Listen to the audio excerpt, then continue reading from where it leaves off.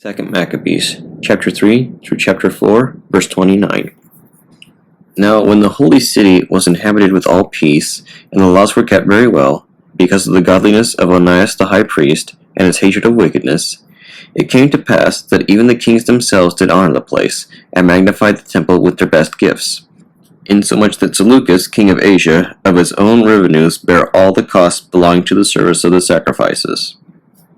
But one Simon of the tribe of Benjamin, who was made governor of the temple, fell out with the high priest about disorder in the city. And when he could not overcome Onias, he gat him to Apollonius the son of Thraseus, who was then governor of Celesyria and Phoenicia, and told him that the treasury in Jerusalem was full of infinite sums of money, so that the multitude of their riches, which did not pertain to the account of the sacrifices, was innumerable, and that it was possible to bring all into the king's hand. Now when Apollonius came to the king, and had showed him of the money whereof he was told, the king chose out Heliodorus his treasurer, and sent him with a commandment to bring him the foresaid money. So forthwith Heliodorus took his journey, under a color of visiting the cities of Celesyria and Phoenicia, but indeed to fulfill the king's purpose. And when he was come to Jerusalem, and had been courteously received of the high priest of the city, he told him what intelligence was given of the money, and declared wherefore he came, and asked if these things were so indeed. Then the high priest told him that there was such money laid up for the relief of widows and fatherless children, and that some of it belonged to Hyrcanus, son of Tobias, a man of great dignity, and not as that wicked Simon had misinformed, the sum whereof in all was 400 talents of silver, and 200 of gold, and that it was altogether impossible that such wrongs should be done unto them that had committed it to the holiness of the place, and to the majesty and inviolable sanctity of the temple, honored over all the world. But Heliodorus, because of the king's commandment given him, said that in any wise it must be brought into the king's treasury. So at the day which he appointed, he entered in to order this matter, wherefore there was no small agony throughout the whole city. But the priests, prostrating themselves before the altar in their priest's vestments, called unto heaven upon him that made a law concerning things given to be kept, that they should safely be preserved for such as had committed them to be kept. Then whoso had looked the high priest in the face, it would have wounded his heart, for his countenance and the changing of his color declared the inward agony of his mind. For the man was so compassed with the fear and horror of the body, that it was manifest to them that looked upon him, what sorrow he had now in his heart. Others ran flocking out of their houses to the general supplication, because the place was like to come into contempt.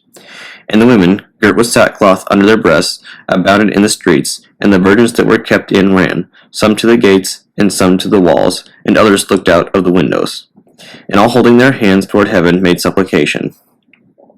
And then it would have pitied a man to see the falling down of the multitude of all sorts, and the fear of the high priest being in such agony. They then called upon the Almighty Lord to keep the things committed of trust safe and sure for those that had committed them. Nevertheless, Heliodorus executed that which was decreed. Now as he was there present himself with his guard about the treasury, the Lord of spirits and Prince of all power caused a great apparition, so that all presumed to come in with him were astonished at the power of God, and fainted, and were sore afraid. For there appeared unto them a horse with a terrible rider upon him, and adorned with a very fair covering. And he ran fiercely, and smote at Heliodorus with his forefeet. And it seemed that he that sat upon the horse had complete harness of gold.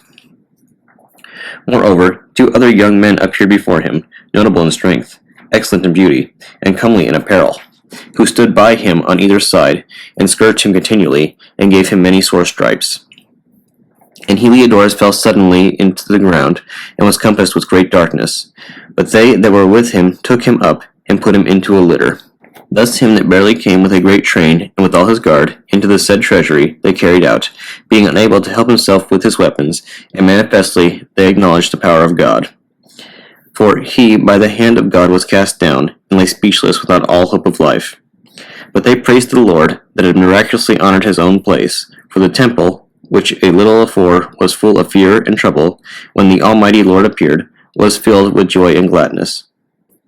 Then straightway certain of Heliodorus' friends prayed Onias, that he would call upon the Most High to grant him his life, who lay ready to give up the ghost.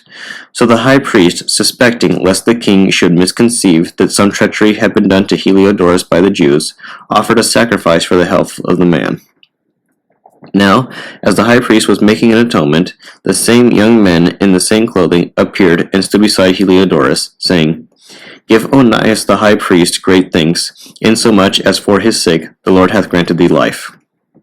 And seeing that thou hast been scourged from heaven, declare unto all men the mighty power of God.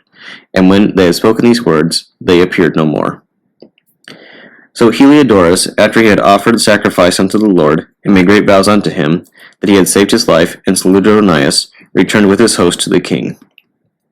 Then testified he to all men the works of the great God, which he had seen with his eyes.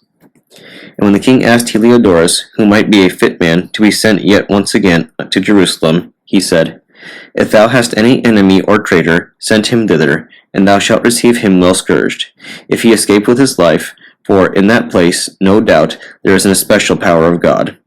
For he that dwelleth in heaven hath his eye on that place, and defendeth it, and he beateth and destroyeth them that come to hurt it.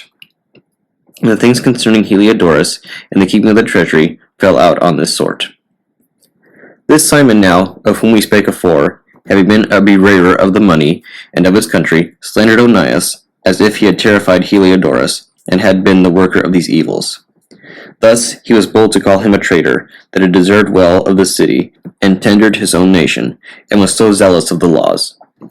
But when their hatred went so far, that by one of Simon's faction murders were committed, Onias, seeing the danger of this contention, and that Apollonius, as being the governor of Seleucia and Phoenicia, did rage and increase Simon's malice, he went to the king, not to be an accuser of his countrymen, but seeking the good of all, both public and private. For he saw that it was impossible that the state should continue quiet, and Simon leave his folly, unless the king did look thereunto. But after the death of Seleucus, when Antiochus, called Epiphanes, took the kingdom, Jason, the brother of Onias, labored underhand to be high priest, promising unto the king by intercession 360 talents of silver, and of another revenue 80 talents. Beside this, he promised to assign 150 more, if he might have license to set him up a place for exercise, and for the training up of youth in the fashion of the heathen, and to write them of Jerusalem by the name of Antiochians. Which, when the king had granted, and he had gotten into his hand the rule, he forthwith brought his own nation to the Greekish fashion. And the royal privileges granted a special favor to the Jews by means of John, the father of Eupolemus, who went ambassador to Rome for amity and aid, he took away.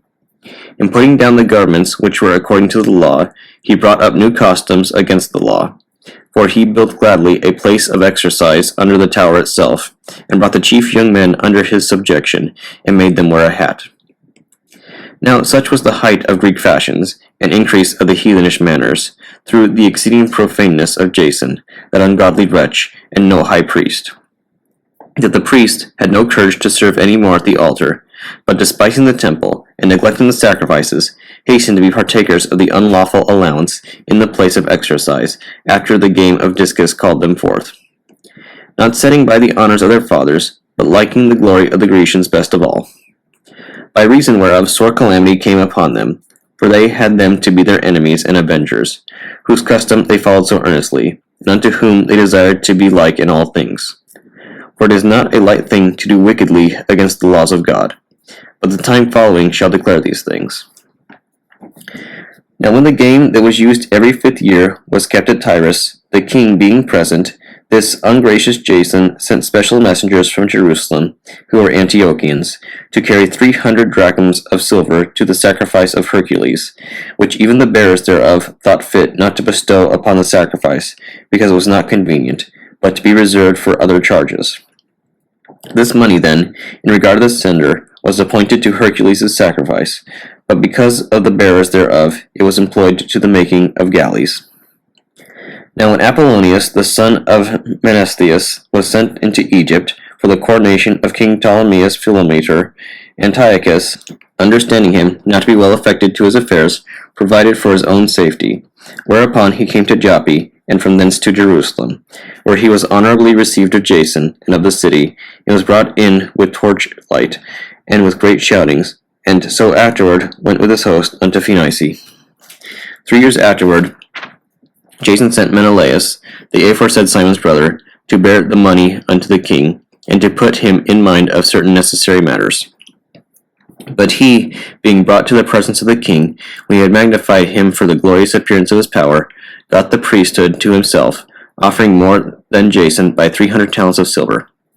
So he came with the king's mandate, bringing nothing worthy of the high priesthood, but having the fury of a cruel tyrant, and the rage of a savage beast. Then Jason, who had undermined his own brother, being undermined by another, was compelled to flee into the country of the Ammonites.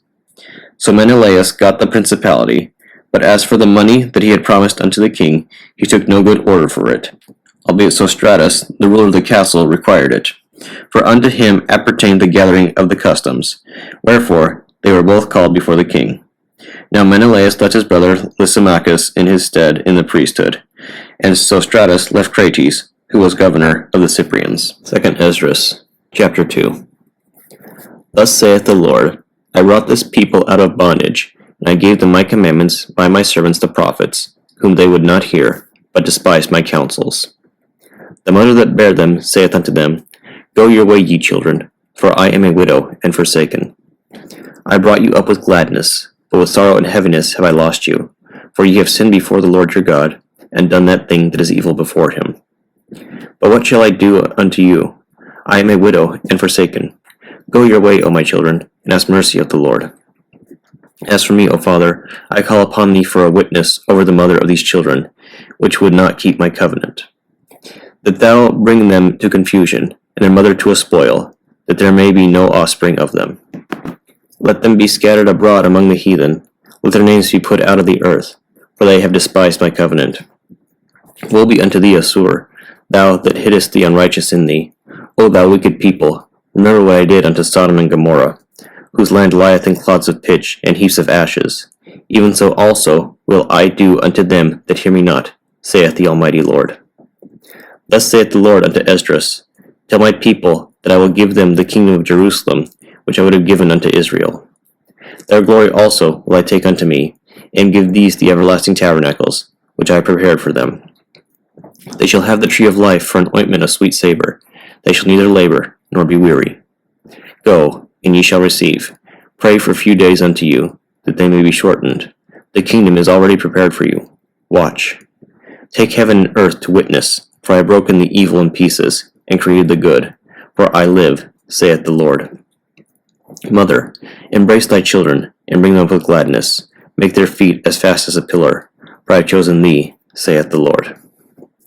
And those to be dead I will raise up again from their places, and bring them out of the graves, for I have known my name in Israel. Fear not, thou mother of the children, for I have chosen thee, saith the Lord. For thy help will I send my servants Esai and Jeremy, after whose counsel I have sanctified, and prepared for thee 12 trees laden with diverse fruits. And as many fountains flowing with milk and honey, and 7 mighty mountains, whereupon there grow roses and lilies, whereby I will fill thy children with joy. Do right to the widow, judge for the fatherless, give to the poor, defend the orphan, clothe the naked. Heal the broken and the weak, laugh not a lame man to scorn, defend the maimed, and let the blind man come into the sight of my clearness. Keep the old and the young within thy walls. Wheresoever thou findest the dead, take them and bury them, and I will give thee the first place in my resurrection. Abide still, O my people, and take thy rest, for thy quietness shall come. Nourish thy children, O thou good nurse, establish their feet. As for the servants whom I have given thee, there shall not one of them perish, for I will require them from among thy number. Be not weary, for when the day of trouble and heaviness cometh, others shall weep and be sorrowful, but thou shalt be merry and have abundance. The heathen shall envy thee, but they shall be able to do nothing against thee, saith the Lord. My hands shall cover thee, so that thy children shall not see hell. Be joyful, O thou mother, with thy children, for I will deliver thee, saith the Lord. Remember thy children that sleep, for I shall bring them out of the sides of the earth, and show mercy unto them, for I am merciful, saith the Lord Almighty. Embrace thy children until I come, and show mercy unto them. For my wells run over, and my grace shall not fail. I, Esdras, received a charge of the Lord upon the Mount Oreb, that I should go unto Israel. But when I came unto them, they set me at naught, and despised the commandment of the Lord. And therefore I say unto you, O ye heathen, that hear and understand, look for your shepherd, and he shall give you everlasting rest, for he is nigh at hand, that shall come in the end of the world. Be ready to the reward of the kingdom, for the everlasting light shall shine upon you forevermore. Flee the shadow of this world, receive the joyfulness of your glory. I testify my Savior openly. O receive the gift that is given you, and be glad, giving thanks unto him that hath called you to the heavenly kingdom. Arise up and stand. Behold, the number of those that be sealed in the feast of the Lord, which are departed from the shadow of the world, and have received glorious garments of the Lord. Take thy number, O Sion, and shut up those of thine that are clothed in white, which have fulfilled the law of the Lord. The number of thy children, whom thou longest for, is fulfilled. Beseech the power of the Lord, that thy people, which have been called from the beginning, may be hallowed. I, Esdras, saw upon the Mount Sion a great people, whom I could not number, and they all praised the Lord with songs. And in the midst of them there was a young man of high stature, taller than all the rest, and upon every one of their heads he set crowns, and was more exalted, which I marveled at greatly.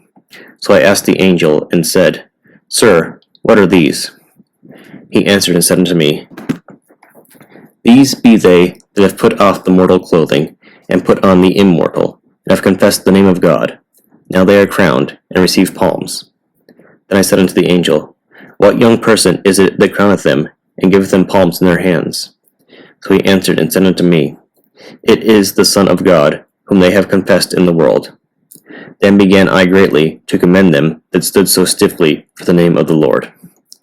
Then the angel said unto me, Go thy way, and tell my people what manner of things, and how great wonders of the Lord thy God thou hast seen. The Acts of the Apostles, chapter 22, verses 1 through 29.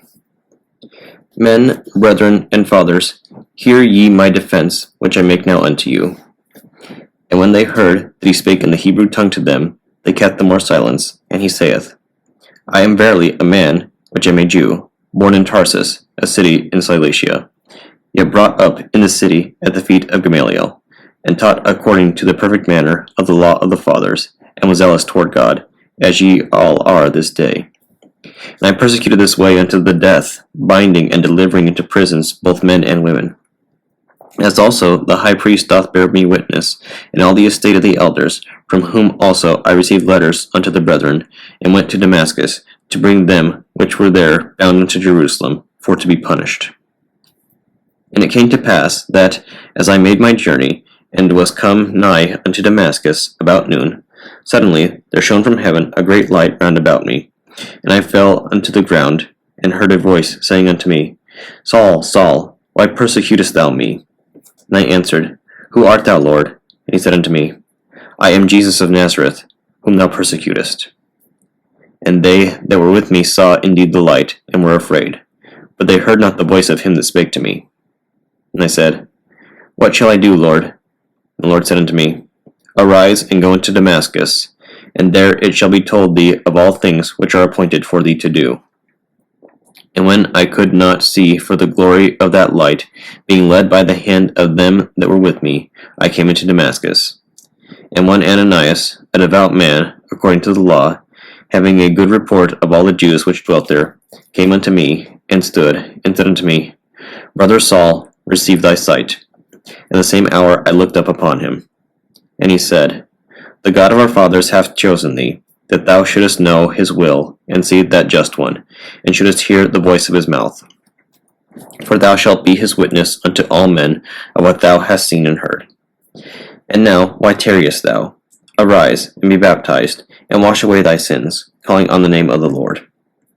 And it came to pass, that when I was come again to Jerusalem, even while I prayed in the temple, I was in a trance. And I saw him saying unto me, Make haste, and get thee quickly out of Jerusalem, for they will not receive thy testimony concerning me.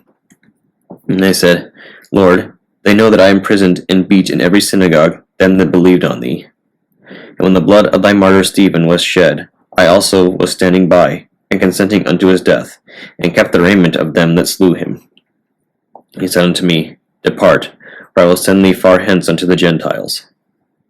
And they gave him audience unto this word, and then lifted up their voices, and said, Away with such a fellow from the earth, for it is not fit that he should live. As they cried out, and cast off their clothes, and threw dust into the air, the chief captain commanded him to be brought into the castle, and bade that he should be examined by scourging, that he might know wherefore they cried so against him.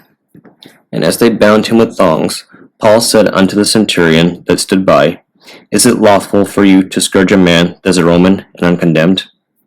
When the centurion heard that, he went and told the chief captain, saying, Take heed what thou doest, for this man is a Roman. And the chief captain came, and said unto him, Tell me, art thou a Roman?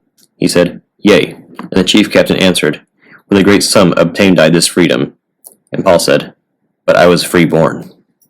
Then straightway they departed from him which should have examined him. And the chief captain also was afraid, after he knew that he was a Roman, and because he had bound him.